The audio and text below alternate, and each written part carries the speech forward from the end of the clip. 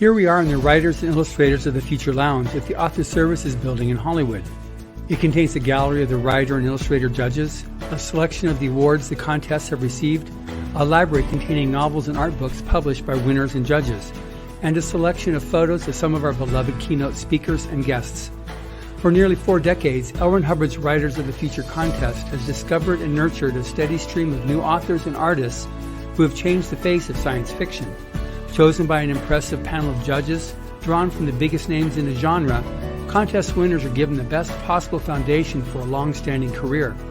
Now in its 3rd year, the Writers and Illustrators of the Future podcast continues to provide advice and tips from contest judges, industry professionals, and contest winners for writers and artists wanting to take their next step, along with needed inspiration to keep on going. If you are already a regular listener of this podcast, I thank you. If you are new to it, I welcome you to the weekly installment of the Writers and Illustrators of the Future podcast. This is John Goodwin, your host.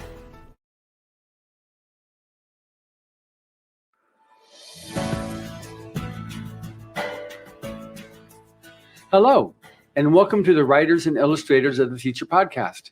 This is John Goodwin, your host.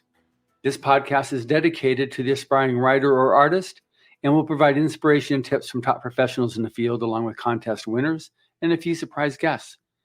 Today we're speaking with our newest Illustrators of the Future judge, Bea Jackson, who prefers to be called Bea, so the rest of this interview, it's Bea Jackson. Welcome, Bea. Thank you for having me. Yeah, so I originally met Bea when she was the grand prize winner for Writers of the Future Volume 24, and I said now she's our newest judge. She loves telling stories through her art. She attended the College for Creative Studies. She's got 15 years experience as a freelance illustrator, working in a variety of art styles, book covers, comics, children's book illustration, magazines, and articles. I was her +1 at NAACP event a few years ago for her illustrated book, Parker Looks Up, which was amazing honor on her part that she received that. And it was a really cool event. So anyway, welcome, Bea. Thank you. So, I've been following your career ever since I met you after Volume 24, and we've been in touch off and on throughout the years, and I've always either emailed or called you, and then when you would, you came out here you illustrated a few of the different stories for recent volumes, and then obviously you invited me to be I was your escort, so that was really fun. So what I wanted to do on this interview is basically introduce you to the listening audience of this on this podcast as our newest judge, but also you've got a really amazing story that I think aspiring artists would be interested in hearing, because you weren't born with that silver spoon in your mouth, and you definitely got to where you are from hard work, dedication, and not giving up. And I think it's important that other people have to realize that, you might think you got it rough, but there's no substitute for persistence and really keeping your eye on that mountain. So let's just start with a little bit so what made you decide you want to become a Illustrators of the Future judge? When we asked you, it was like an instant absolutely. So what made you so enthusiastically respond to that question? Well, I was always inspired by many of the judges, and from the first time that I came to the contest, and the many people that I met from the different fields and industries that they were a part of. And I would say from my first time stepping foot here and meeting those people, I felt like I did want to be a part of it. I knew I wasn't ready at the time or whatever, but I was like, in my mind, if I ever had the opportunity, yes, I would take it. And every opportunity that I got invited to come back, I was always really excited, and I wanted to be a part of the workshops, just to be with the new class of winners and to meet them, and to I never had a problem experiencing it all over again and stuff. And it's always been really refreshing for me, just meeting so many new people that are artists and that are passionate about what they do, which is something that I feel oftentimes starved of at home. Mm-hmm. So, of course, when the opportunity presented itself, the answer was yes. Yeah. So now your history as an artist, let's just cover that a little bit. your curve as an artist from when you first took that first crayon and wrote on your white wall or whatever it was that you started, that your creative juices started exploring? Well, this might sound funny, but it was actually a sci-fi movie that triggered it for me. So I always did little sketches and things like that, but I had saw Starship Troopers, and that kind of did it for me, because I was so fascinated by the world. I was so fascinated by the characters. And I remember thinking like, oh, how cool would it be if there was a cool alien girl that was on the planet and she had control of the bugs and stuff. So what I did was I started to draw these warrior women. And when I drew the warrior women, it turned into more warrior women. And I started to write stories about it. And I got into fan fiction. I actually enjoyed writing more than I enjoyed drawing at one point in time. But I would draw these characters to complement these stories. And that was kind of the thing that tipped it off. And when it came down to trying to structure writing, that's where I found out I wasn't that good at that. So I kind of, I had the ideas, but when it came to figuring out how to arrange everything, I just quit from that. And I just went on to drawing more. And I would draw more characters and for all these stories that I would come up with. And that's when I decided that I really love illustrating. How old were you when that all happened? I think I was in elementary school. Okay. I dated back to, always say like third grade, because that's what I remember. I don't know how old I was. Yeah. Okay. So I would say third grade is when the spark happened for me. So then how did you proceed from there? Well, from there, I continued just developing stories and creating characters up until high school. And then I got my first art teacher. And my art teacher, he recognized that I had a talent. And even though it was an art class, it wasn't treated as one. I didn't go to a really good high school, and it was really on the downhill side at the time that I was going there. And basically, the art class was the dump-off spot for all the bad kids. And I was like one of the few in there that actually cared about drawing. So my teacher saw that, and he was really invested in me. And he would sometimes let me sit in his office and just draw by myself, because he knew that if I was at least away from the other students, I would draw. So I did that. And he's the one that introduced me to the idea of going to art college and actually getting a formal education at the College for Creative Studies. And he helped me to get scholarships. And one of those, during that search, that's when I was introduced to Illustrators of the Future. So it was basically to help me pay for college that I entered. Mm-hmm. And that was part of something that my teacher really pushed me to do. Are you still in touch with him? Yes, I am. He owns he does a few art galleries in the area. Every now and again, I go and I see what works he's doing. And he has he's a part of a really big art community that's in Detroit, and that I wasn't aware of. Of course, the meetings up with the group has been kind of affected by everything that's been going on since 2020. But it was they would take over an entire diner. That's how many artists were in there. And I had no idea that all the artists in the city like to gather to this event. And he introduced me to that. And just staying connected with my old high school teacher still connected me with more people today. Wow. So, yeah. So that's amazing. So now I know that when you won your $5,000 prize, you got as the grand prize winner, helped with your school tuition fees. So that was a good thing. But I know that it's not been an easy road for you to hoe to make it up to where you are right now. And it's not an uncommon thing that artists have, because artists are a lot of times challenged with invalidation and unfair criticism. It's not the profession of choice from a parent looking at their at their child becoming an artist. Why don't you get something that's going to be a guaranteed stable income? Get a 9 to 5 and various things which they'll feel more comfortable with, but as an artist, you're not comfortable with it all. So talk about that if you can, please. Yes, I dealt with that a little bit from my time at home. My mother, she's always been very supportive of my artwork, but anytime I reached a struggling period, she tell me like, "Hey, why don't you get a regular job?"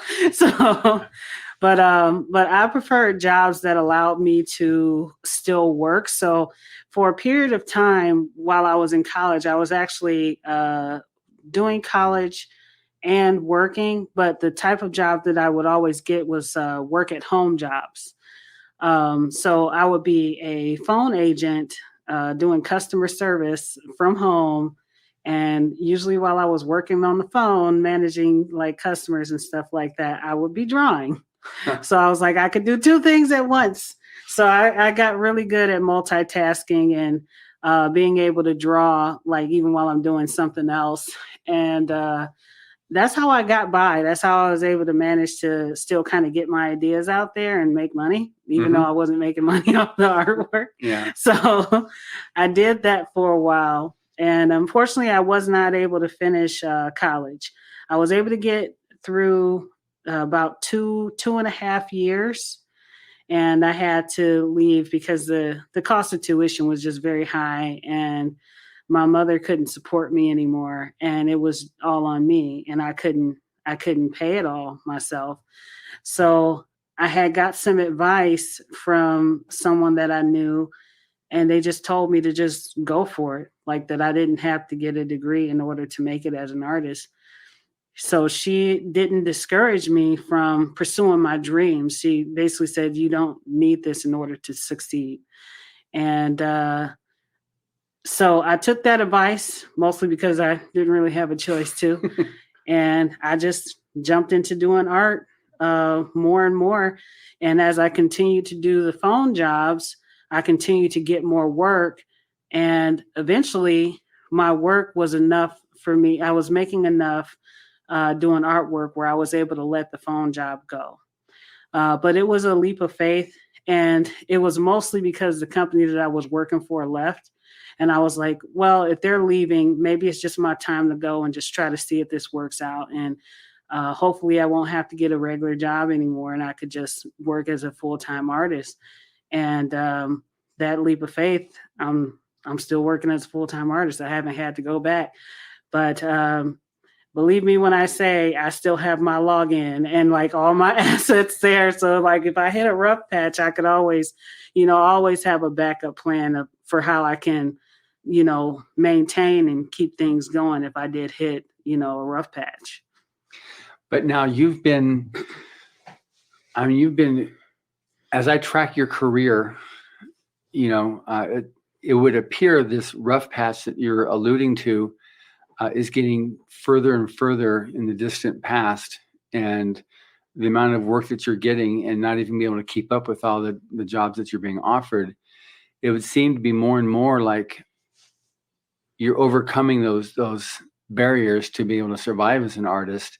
So how have you been able to do that? What's some of the things that have taken it from where you've been able to progress from doing your art in between the phone calls to actually now just saying, I've got these jobs? I mean, you did that Parker Looks Up, which is an amazing project, New York Times bestseller. I think you've got another book to hit the New York Times, and you've got these mega projects now. You talked a bit at the beginning of this about networking. And so is that a part of this that's made this work, or how's this fit? Yes, networking has been a huge thing for me. And whenever I work with people, a lot of times I give part of myself, or I've participated in different workshops and things like that where people ask me to talk. And, I personally don't feel like I have a lot of experience with that, but they're interested in hearing what I have to say. So I'll do it. And I just try to be as personable as I can and, appreciative of what they're doing as I can. And just being humble has really opened a lot of doors for me because I don't present myself in such a way where, I'm above anyone or anything like that. Uh-huh. I like being on the ground level with people, and I like, the simpler things. And I feel like that allows me to connect with people a lot more. And it's those connections that have led those people to reach out back to me, like sometimes with opportunities, or if they saw that I had a need, they put me in a position to meet it. And the wonderful thing about Parker Looks Up is that was a turning point for me. I'd never had an opportunity that was that big. And the working relationship that I had with the editor was so good that she recommended me to an agency personally. She saw a need and she was trying to help me with that need. And in her opening that door, I received representation. And that was a game changer for me because I was able to negotiate things in a way that worked in my favor, that I feel works best for me. And I would recommend that anybody who's looking into having an agency or representation do that. But what my agent did was that she takes a lot of weight off of my shoulders, where I can just focus on what I'm best at, and that's drawing. She takes care of contracts, paperwork, Mm-hmm. all that stuff. If there's a problem, she's there to fix it and stuff. She makes my job so much easier. And I didn't realize how much those things how much time those things were taking up. And by also having her in my corner, she's able to catch things that I'm not able to catch, or just make sure that I'm compensated for my worth. And that's changed a lot for me. And I think that's the defining factor that pretty much took me from where I was to where I am right now, where I have all these opportunities. And I feel like I'm on a different playing field right now where I'm still learning. Mm-hmm. And I just try to never forget where I came from and just try to keep an eye on like where I'm going. And like, even if there are times when I feel like I have to go back to the basics or innovate just to keep up with things, it's a process, and I'm learning and I'm growing every day through Right. it. Now, today, when you're teaching the workshop to this year's, or actually the last 2 years winners, because it's a double year this year, I saw this amazing Christmas ornaments and decorations and paper, and it's just, Christmas decorations by Bea Jackson. Like, that was with Target, right? Yes. How that was just amazing seeing the whole splash on.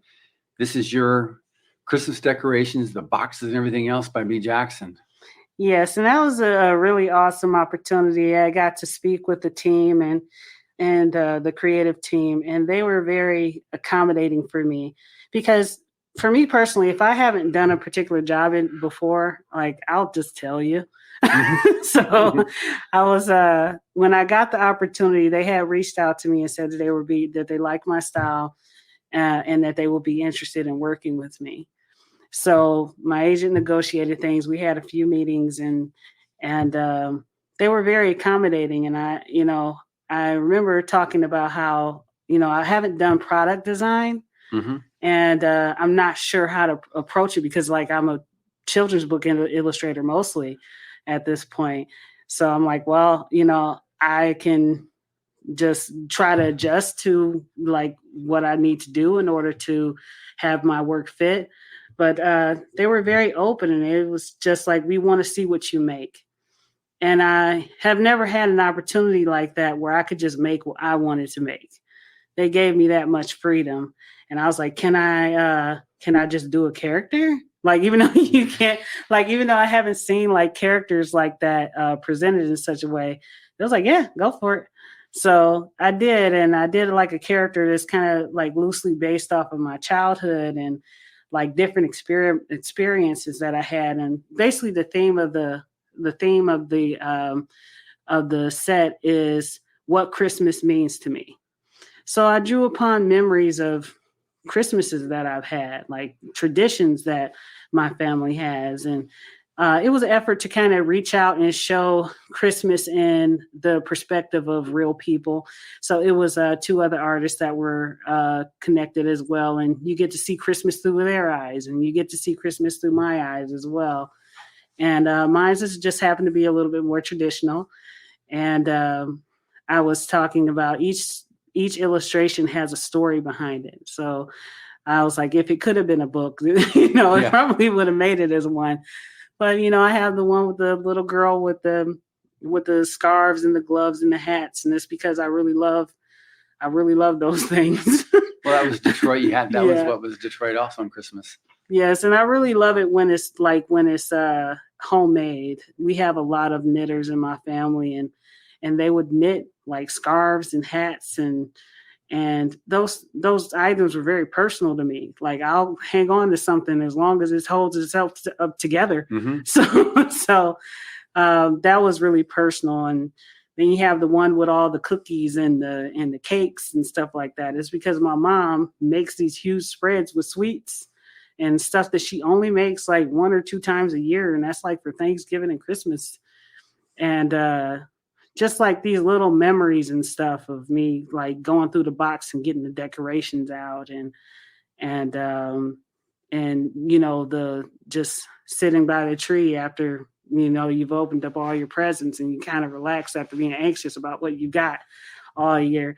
So I was able to tell those stories through my illustrations, and they were really excited about it. And I was really happy. I was like, what a blessing that is, to be able to have an opportunity to do work like that and to be compensated for it, and to have people be interested in knowing what your story is. And I'm forever grateful for that opportunity that they reached out to me with. Mm-hmm. So now, as an artist, I'm going to take the highs and the lows, because this is, again, I'm trying to make a point of reality for other artists too, that it's, there's something that drives you through the lows and pulls you to the highs. So were there any points where you were like ready to throw in the towel as an artist?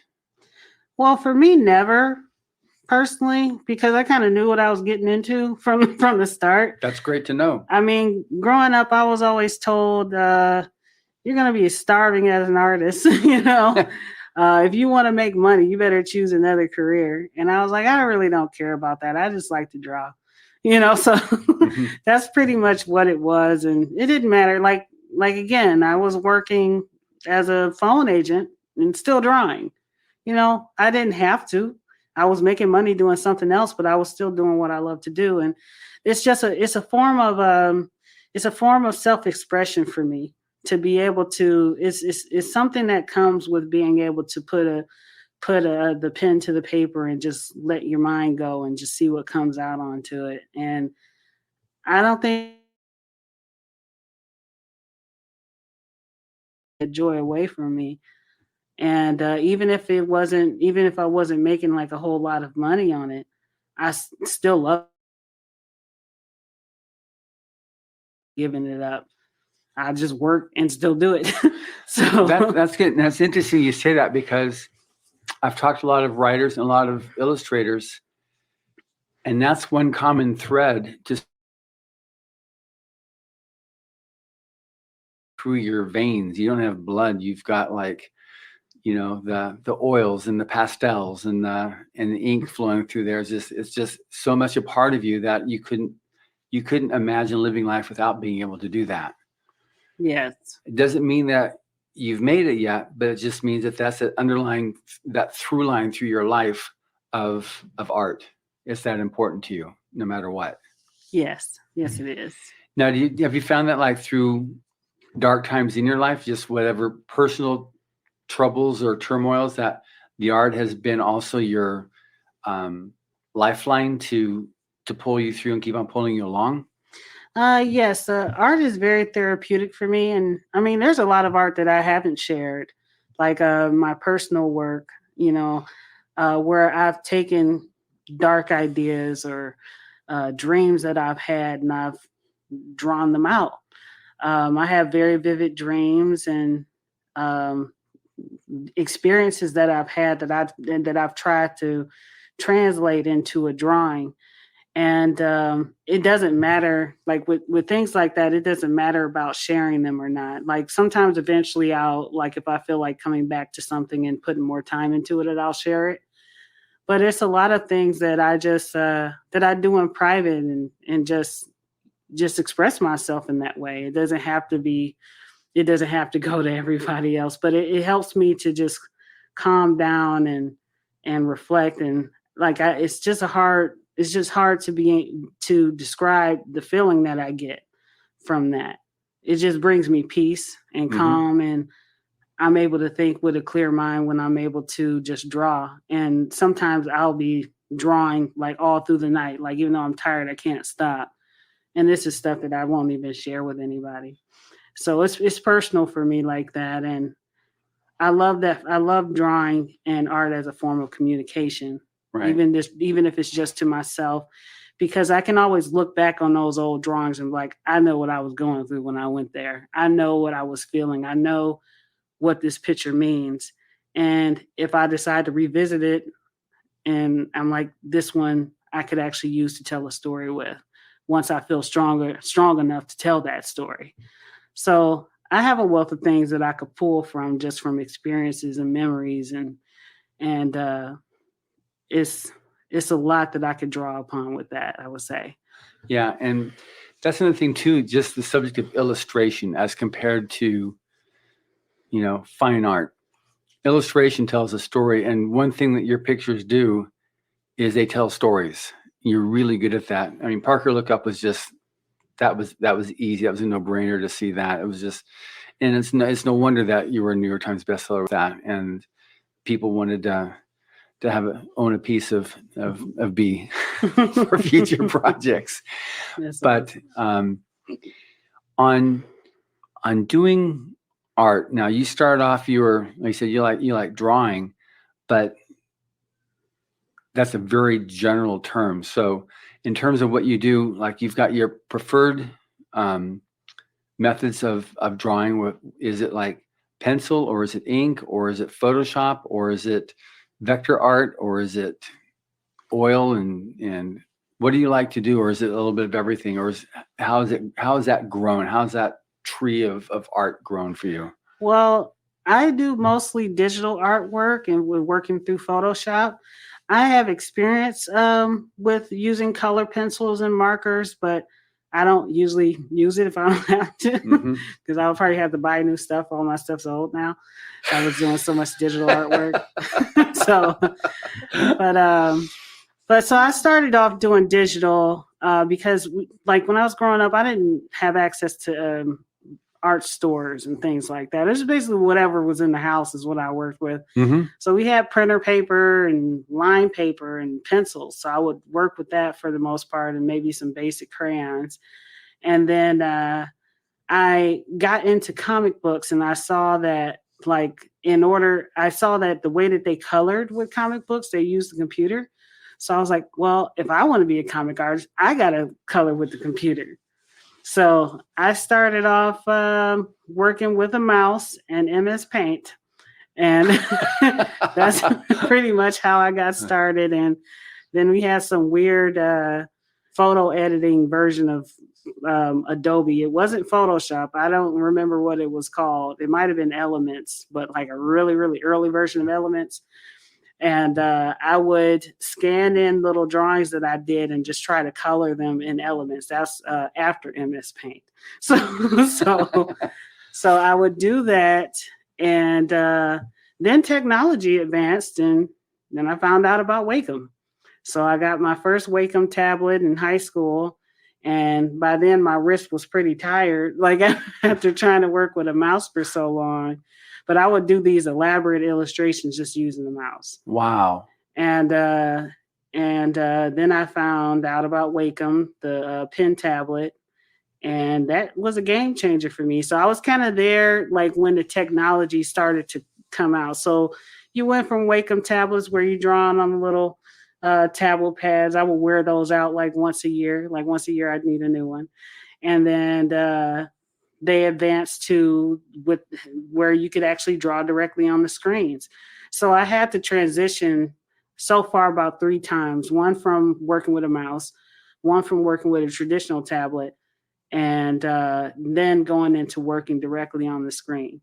And what I love about drawing directly on the screen with I use a Surface Pro, but even iPad, is that I think it brings digital artists closer to a traditional feel, because you're using your hand as the way you would a normal pen, but you still have like all the shortcuts and things like that.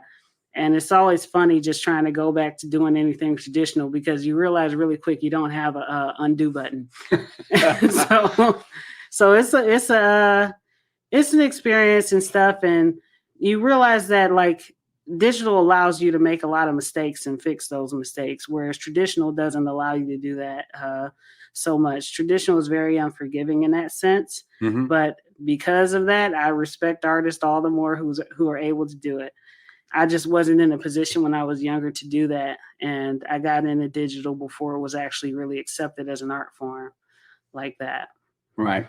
Yeah, I saw recently an image from Craig Elliott, one of another Illustrators of Future judges, where he was doing his Photoshop, but he was doing oil brush as the format he was doing with Photoshop, and he was saying, how does this look to you?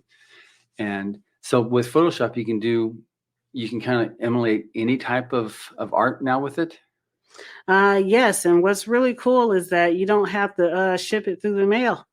You know, if you have a client and you want to keep them aware of what you're doing and things like that, you can give them access to the files. You can put it in layers and be able to move things around. So it's really become a more widely accepted art form because of the versatility of it, and it takes out a lot of the challenges that come with doing traditional artwork, like especially in the sense of you doing client work for different art fields, because you don't have to ship anything. You don't have to worry about the painting getting damaged. You can do it in such a way where you can scale it up or scale it down, break it up so that people can compartmentalize the illustration in all these different ways for promotional material. It's a lot of flexibility with it, but 100% respect for the traditional artists, because that is a skill, and I have nothing but respect for them. Yeah. Now, when you do art, like when I've talked with, I recently interviewed Dan Dos Santos, and he starts off, he does his sketches, which are pretty exacting, and then from there he does oil, so he goes in for painting. So when you do your work, do you start off with a sketch, or do you just, how does that work with how you create your art? And then at what point, because you were talking about earlier about sometimes you'll just take a rough sketch and send that out, and you get a lot of interest off of that and work off of just your sketches without having to be final. Yes, and the reason why I do that is because I don't have a lot of time to do personal work. So a lot of my time, like any time I have an opportunity to do personal work, I don't have the time to polish it out as much as I would like to. But at the same time, I do like being rough with it. I could, there's a lot of expression that you can get out into rough drawings when you just let it be, and you don't erase your lines or erase your brush strokes, and you just let people see all those rough marks. I find a lot of people really like that.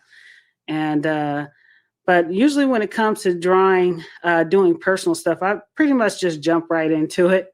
I use mostly color, and I'll lay down some colors and do a quick sketch on top of that and just rough paint. So, but like a lot of times I'll gather references. I'll put the references off to the side and just see what comes out of it.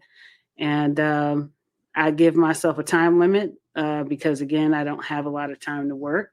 So I'm like, well, I have about an hour. See what comes out and post it anyway.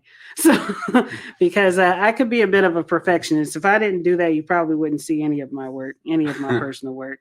So I'm like, I have to allow myself to just let things go and post it anyway without being so hard on myself, because I don't have the time to finish. I'm like, if this is the only way that people are going to see my personal ideas, then it's just going to be rough. So now, when you say rough, because I was looking at some of the stuff you're showing, and you called it rough. I looked at it, that was way cool, So let's distinguish it. Like, what do you mean when you say rough? Because it looked like, because of the way it was communicating, it looked like realism. It wasn't like a photo. It wasn't photorealistic, but it was emotion and visceral, and it was it conveyed what the scene was or what you're trying to communicate as your quote unquote rough. Well, it's just like, for me, rough is maybe like not as polished. Like if you look in, you can see more of my sketch lines. You can see I just, patch things together here and there. Like if you zoom in on some things, you probably pick up those little details. It might be a flower and it's just like a few splotches of white. And I'm like, I want to actually draw a flower, but like I don't have the time to draw a flower. So it'll be stuff like that. I think I'm more aware of it than what other people are, because they're just seeing the one thing. They don't see like the vision that I have in my mind. Uh-huh. But what I'm trying to do is embrace that roughness and just probably get better at it so that I can communicate more through that style. And in doing so, allow my rough style to be more accepted and appreciated so that I can get more work where I don't have to be as polished. Because I get some work where, I'll try to be more rough, where you kind of see all those brush strokes and things like that, and they'll tell me to fade it out. So it's kind of like that in between where, like, to some people it might appear unfinished, but I do want to make my like more looser style more accepted and more sought after if I can, because I have the most fun doing that. And I feel like I don't put as much pressure on myself when I let myself kind of just let my hand do what it wants to do. Yeah. So yeah. Now, like, because you got like Rob Pryor. So he's got that drip style that he does. And it's just brilliant. And it definitely doesn't look like it's drip, the paint runs. He uses a lot of water and with he mixes his acrylics with water. And so he gets that running up, but that's by plan. And so it's a very definite Rob Pryor painting when you see that. Because it seems like you've got your own style that you're building. Like this is a Bea Jackson piece of art, where it looks different, but it looks Bea Jackson. Yes, and it's a building process, because I've worked in a lot of different styles because I was basically taking a lot of different jobs. And when you work in so many different styles, it's hard to identify what's yours. Mm-hmm. So, I would struggle, like as a younger artist, I would struggle with all the artists that I admired. Like, oh, I want to draw more like them, or I want to draw more like this person. And at a certain point, I was like, well, where does my own style come in? And what do I like to do? And, it's a slow process where I've kind of been discovering that. And when I get to do my personal artwork, I don't have to worry about it being someone asking me to like fade out details that I really wanted to keep in there, and just accepting my style for how it is. And it's kind of hard because I can deal with that self-consciousness where I'm not sure of myself. And by letting go, I'm slowly seeing my own style emerge. Yeah. And so that's pretty much what I'm going through. And I just want to be able to work in the style that I have the most fun doing. Mm-hmm. And sometimes that takes time to build that. So sure.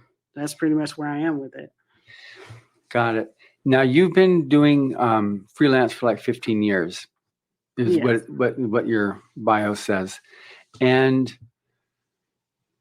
now as an artist, how much are you able to do? Is everything you do commission that you make money on, or do you do your own projects and sell that as well?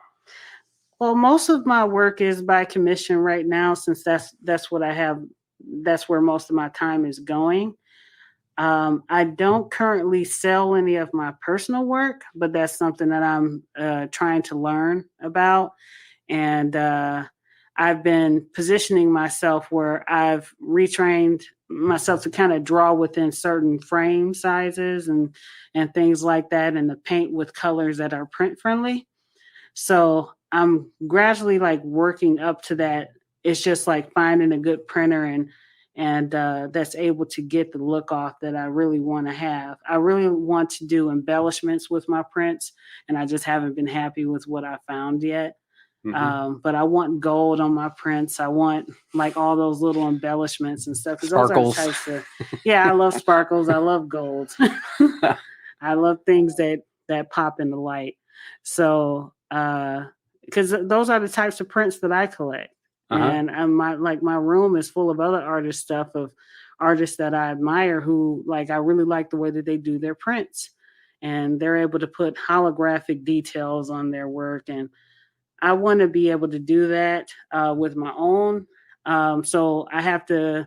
Right now, I'm building up a little catalog of pieces that I want to sell, and it's mostly pieces that when I was able to go to conventions, I was able to see like, okay, this one sold really well, or this one got a lot of attention than that one. So I kind of gauge which ones I should go with prints for. Right. So I've been gauging that, and if certain pieces don't perform well, I'm like, well, I'll put that off to the back burner, see what I need to do to fix it up and to make it get more attention.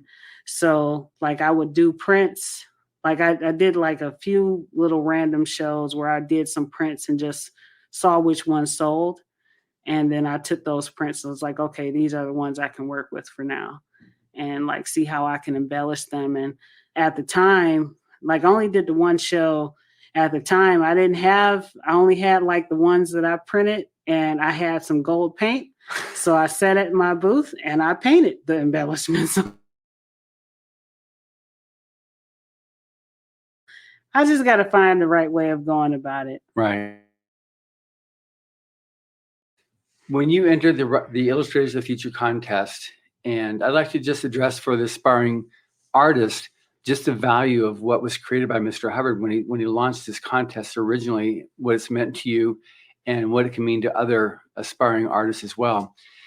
Now, you did the workshop initially. You've been out a couple times since then as a guest artist for pieces in our books, and now as a judge.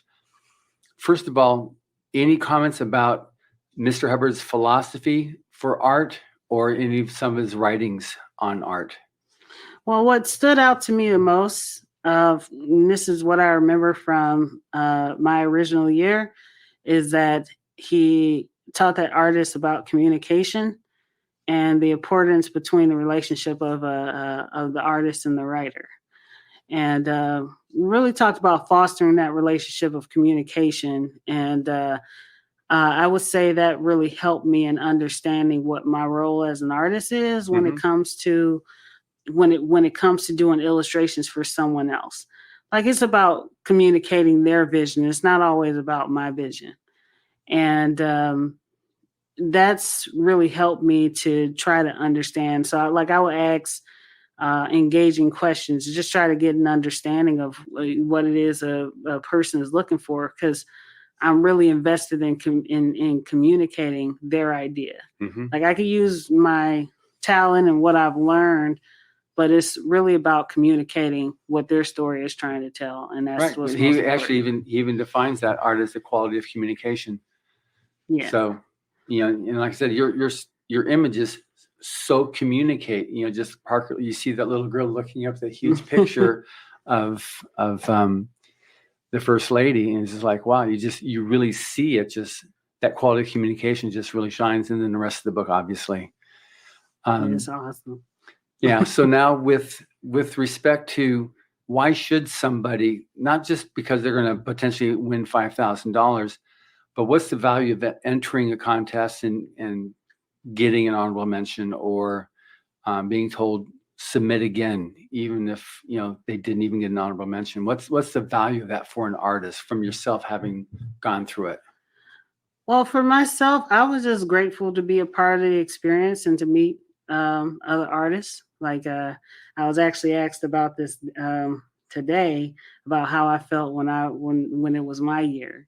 And I honestly didn't think I was going to win because I thought that all the other artists their art was amazing, and I was like, well, whoever's got it, they're lucky. I was just glad to be here and just to meet all these wonderful people and just making those connections. And of course, when I found out that I was a winner, there was a lot of excitement, but they were really happy for me too, and they hugged me and everything like that. And I was like, I didn't expect it, but they were really supportive. And I felt like for the first time I was around a lot of like-minded people who shared a passion for the arts as I do, because where I grew up, it was kind of like a desert for that stuff. And it still kind of is.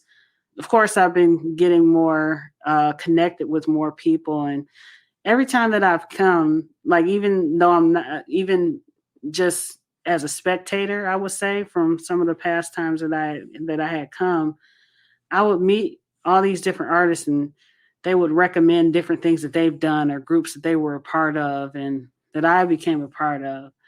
And I love following them and seeing where their careers go, and like meeting up with some, like they're close enough to me, like, we'll try to meet up. And I've always left just feeling inspired. Like my last time here, I was so inspired by the group that I went on meetup.com and I found like a local sketch group and I joined it. And it was like they would meet up, they would take over a cafe every Wednesday for a couple of hours. I think it was like from 5 to 8. And we would just fill up this cafe. And it was like all these people from like around, like local.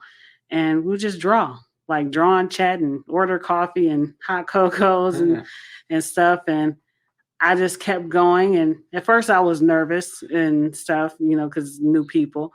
But I kept going. And they became like a little family. And it was because I was inspired by the people that I met here. I was like, I just want that again, So, of course, the pandemic kind of changed that, but during the summer, like a lot of them would get together at parks. They were like, we'll still get together. We're just going to have to be outside. Yeah. So that was really wonderful. And that's what I've gotten out of it. And, that winning wasn't as important to me as the connections I would make. And I feel like what I find about this contest is this very unique is that it doesn't feel competitive.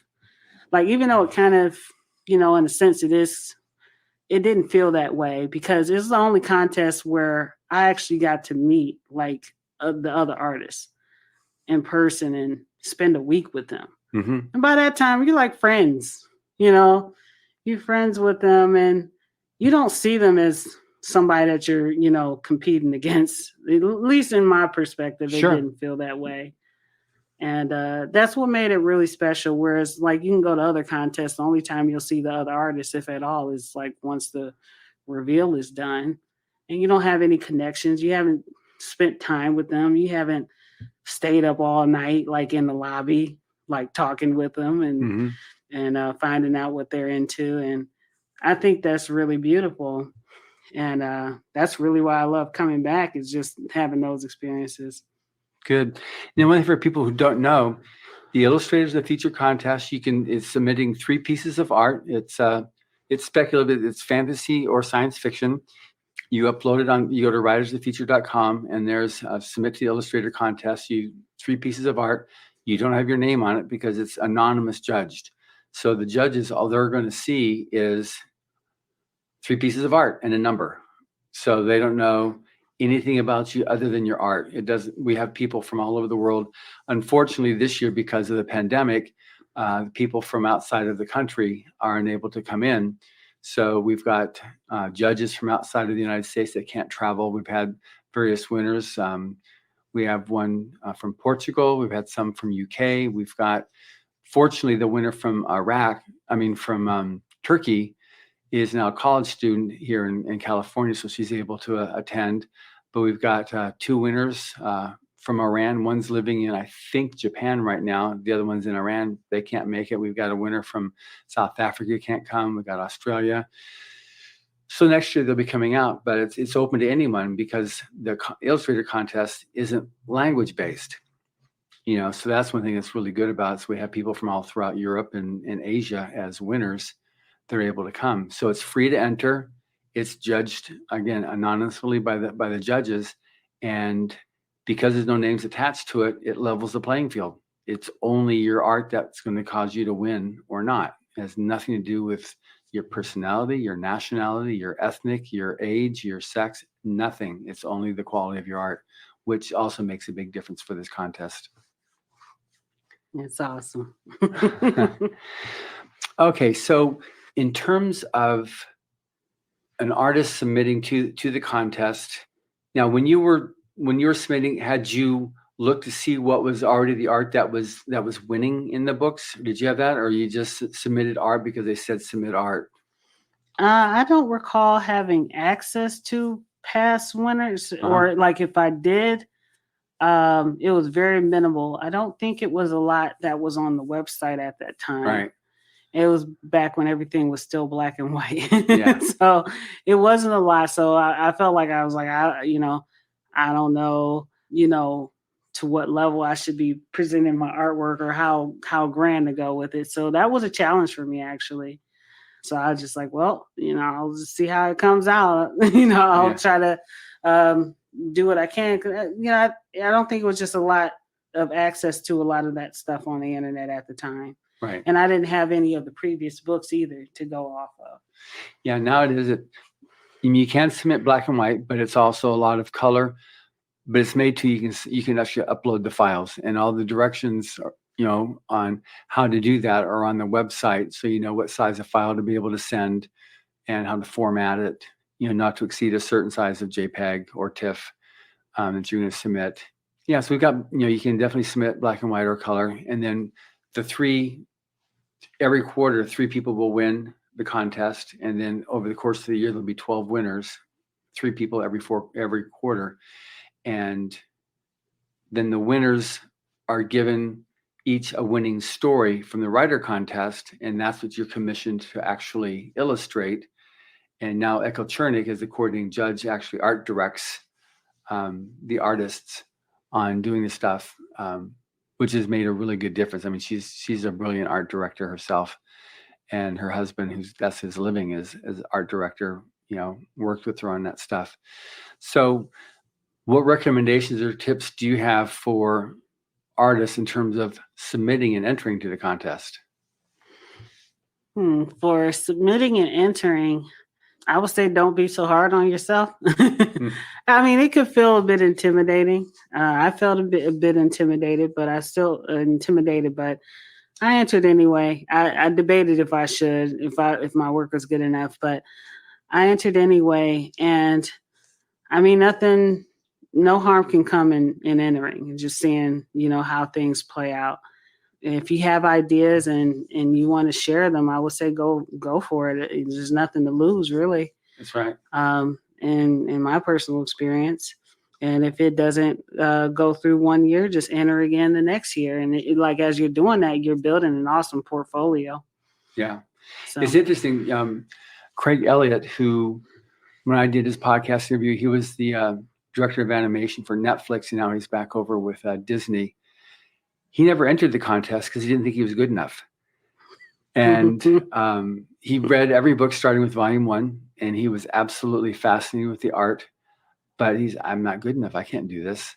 And I was just like, you're kidding me. He's a brilliant artist and animator, and his creative design and what so many different Disney movies that you see and animated stories from Netflix, that's his creative genius behind it. And he didn't submit because he didn't think he was good enough. So I think one message I really want to be able to stress is that you're probably the worst one to decide that you're good enough, because you're the hardest person on yourself. You're your own worst critic. And you see every little thing, a missed brush stroke, a missed petal on your flower, whereas maybe nobody else is going to see that because they don't, they're looking at the whole message of your art. So submit it. Worst case scenario, all the judges have is a number. The only people that are going to see the names on the judges is the winners.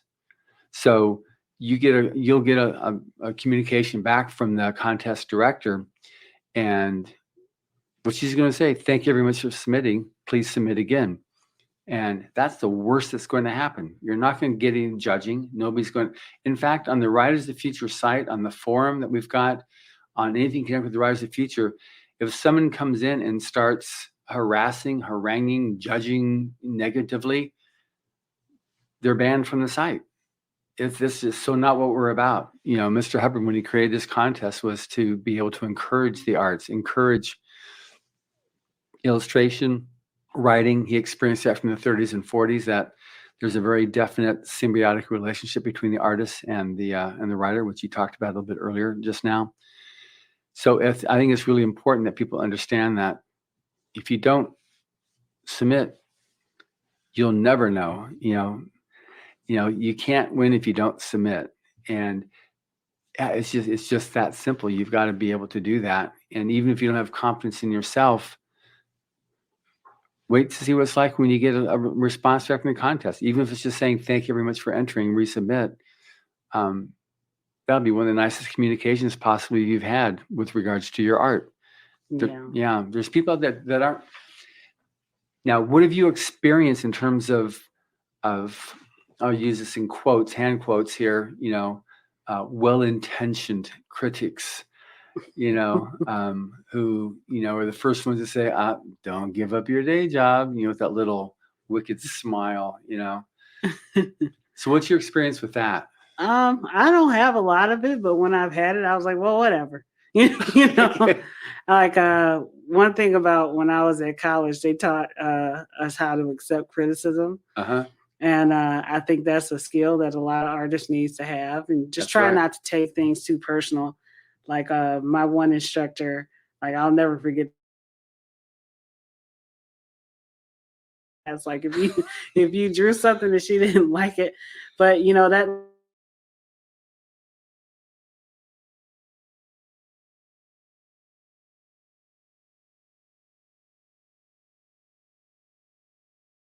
frustrated and wanted to quit, but they also wanted to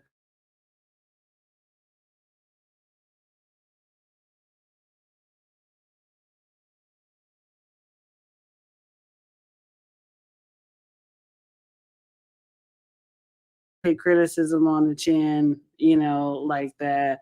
That's very freeing. Like I appreciate constructive criticism, and I'm very open to it. And like even when I'm doing work for hire, I tell the people that I'm working with, let me know if I did something wrong.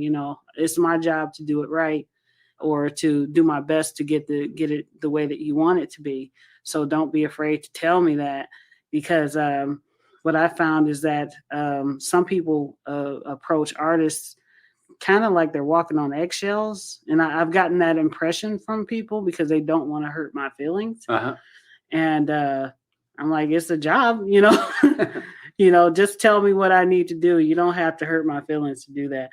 But like when it comes to people that are just, just in the business to just try to make your day terrible, to them I say, well, it sucks to be you, that you have to deal.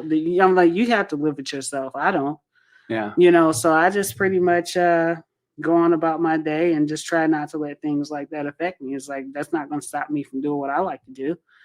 If you want to make me feel bad about it, that's your problem. So I disconnect myself from stuff like that. I don't have time for stuff like that. Oh, that's good. That's and that's an amazing skill that you've got, that you can do that, because I know a lot of people that don't know how to do that. Yeah. Yes. So in terms of, we're about ready to wrap up here. Any special advice or tip that you'd have, like as like a senior piece of advice that you'd offer to an aspiring illustrator? Well, I'm going to say something probably really corny, but you miss 100% of the shots you don't take. So, just old sayings like that. And it's true.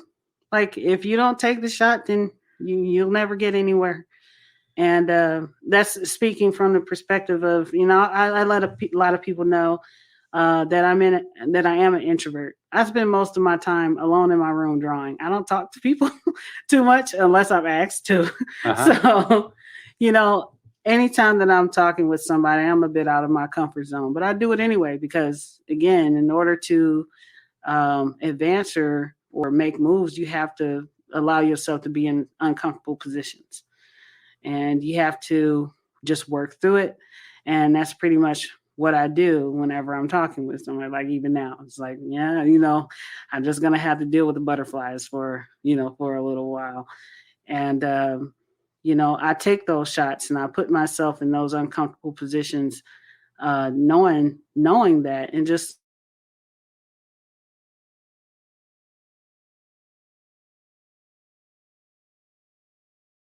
cliche as that advice is, it's true. That's absolutely true. It's absolutely yeah. true. And you definitely can't win the contest if you don't submit. Yeah. Good. Well, this has been great speaking with you. And I appreciate it. I think a lot of other people will be appreciative of this interview as well. And thank you for listening. Subscribe to the Writers of the Future podcast wherever you get your podcasts. The Writers of the Future podcast is available on SoundCloud, iTunes, Google Play, Pocket Cast, Stitcher, Player FM, iHeart, and Spotify. It's also been globally syndicated on the United Public Radio Network. Writers and Illustrators of the Future are contests created by L. Ron Hubbard to provide a means for the aspiring writer and artist to be seen and acknowledged. It is free to enter and open to new and amateur short story writers and artists of science fiction or fantasy. Again, thank you very much, Bea. Thank you for having me.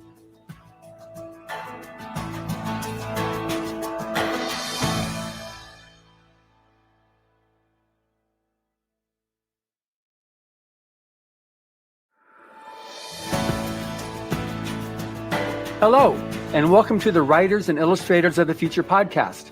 This is John Goodwin, your host. This podcast is dedicated to the aspiring writer and artist and will provide inspiration and tips from top professionals in the field. Today's guest has made herself into a YouTube sensation. As a digital marketing expert, she dominates the AuthorTube community with her hilarious writing channel.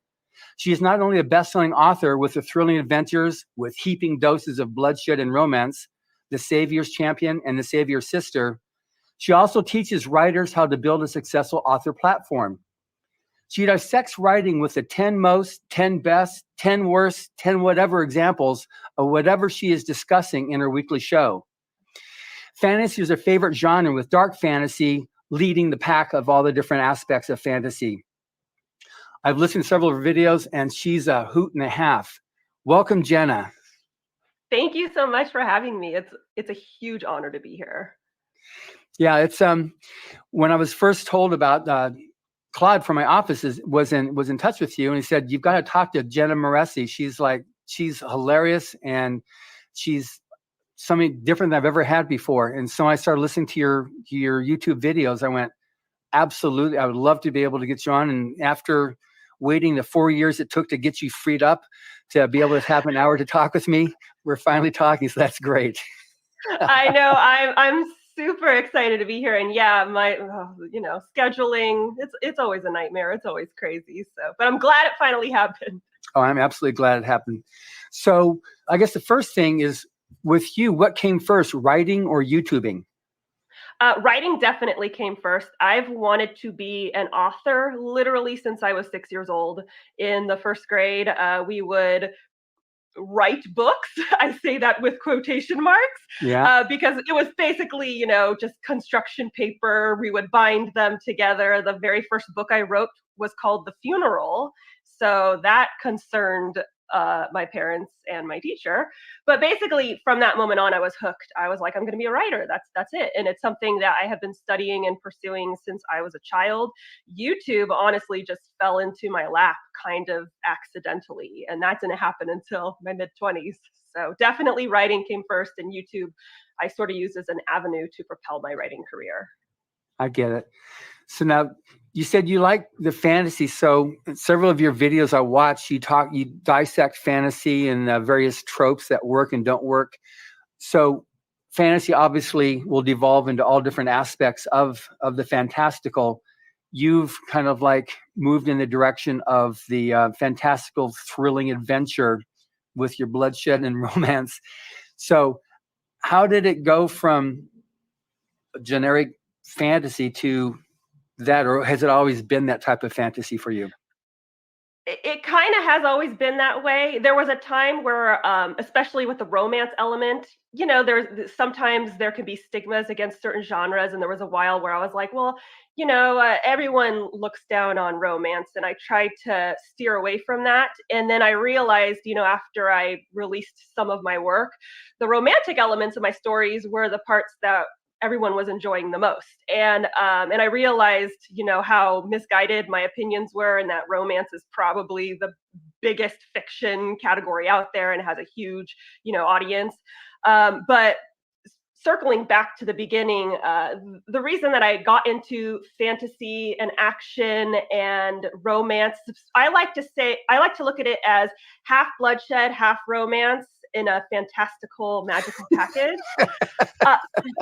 The reason I got into that is because, again, when I was a child, my dad would, put on movies for my sister and I. And while my friends were watching Disney princess movies, my dad was putting on classic fantasy movies like The Time Machine, The Mysterious Island, Jason and the Argonauts, The Seventh Voyage of Sinbad, and my favorite, The Clash of the Titans, the original, not the horrible remake. And those movies just got me so invested in the idea of, heroes, heroines, mystical creatures, monsters, and they always have some kind of love story between the hero and the heroine. I fell in love with that kind of storytelling, and it's something that I've been writing ever since. I get it. So is that pretty much, because I saw when I looked up, you've got the 3 books there, because you've also got, there was the third book that I saw that you